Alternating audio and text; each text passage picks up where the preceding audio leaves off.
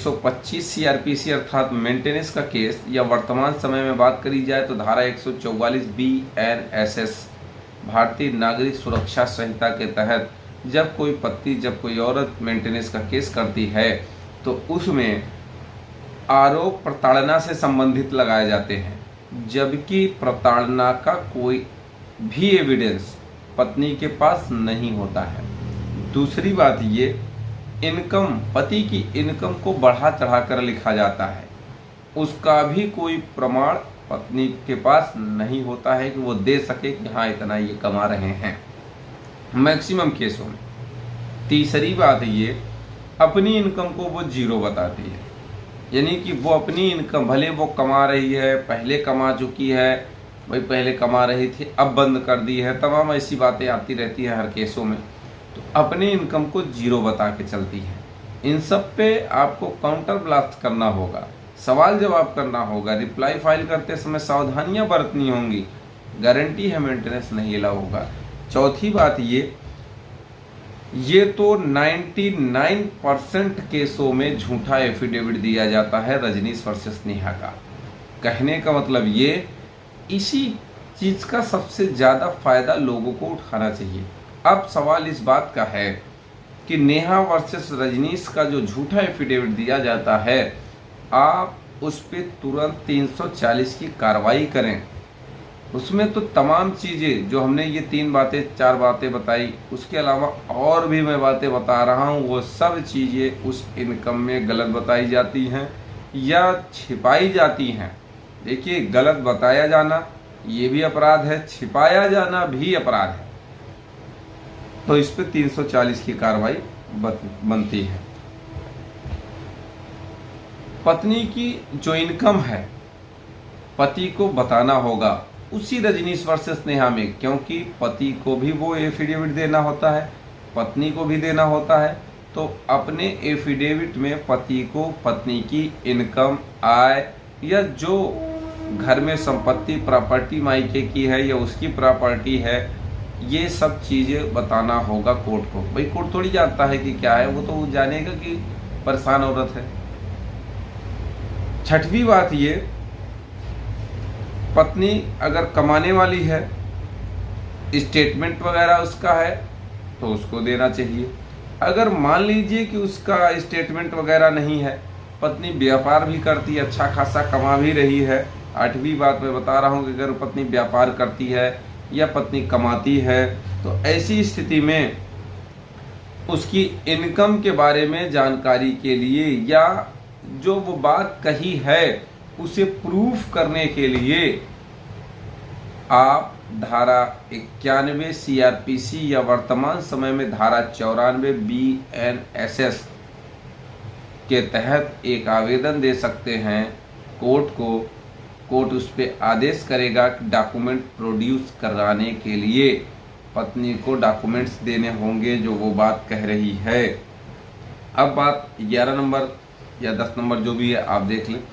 अगर पत्नी डिप्लोमा की हुई है या कोई उसके पास प्रोफेशनल डिग्री है और उसने कोर्ट को नहीं बताया है, छिपाया है, तो ये सब चीज़ें आपको बताना होगा। एक एक चीज़ आपको बताना होगा कोर्ट को, एक एक उसकी जानकारी बताना होगा कोर्ट को, तब जाके आपको राहत मिलेगी।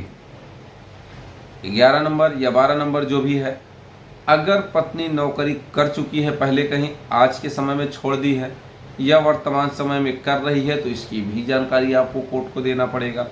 13 नंबर, कोई भी झूठ पत्नी का है, चाहे वो एफिडेविट में उसने बताया हो, न बताया हो, कोई छिपाया हो, या अगर बताया है तो वो गलत बताया है या बढ़ा चढ़ा कर बताया हो, तो उस झूठ को कोर्ट के सामने लाने की जिम्मेदारी पति की होती है, जिससे कि पति को राहत मिल सके।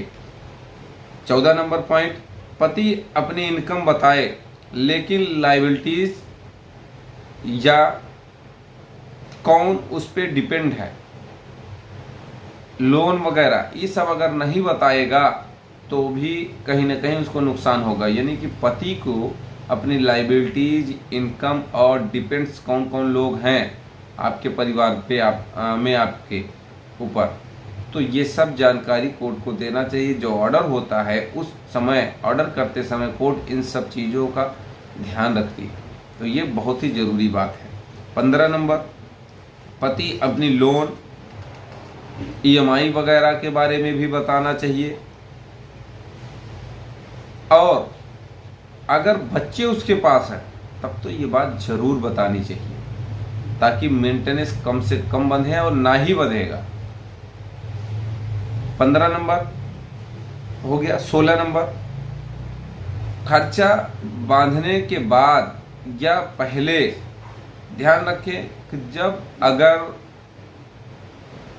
125 सबसेक्शन 4 की एप्लीकेशन आप जरूर दें, यानी कि 144 सबसेक्शन 4 की एप्लीकेशन जरूर दें कि मेरी पत्नी बिना युक्त कारण के मायके में रह रही है, इसलिए भी इसका मेंटेनेंस खारिज कराना चाहिए या खारिज कर देना चाहिए। इंटरिम इसको नहीं लेने का अधिकार है। इस पर कई जजमेंट्स भी हैं, मेरे वीडियोस भी हैं। जजमेंट्स वगैरह चाहिए होगा तो आप व्हाट्सएप पे हाय हेलो करेंगे तो मैं प्रोवाइड करा दूंगा।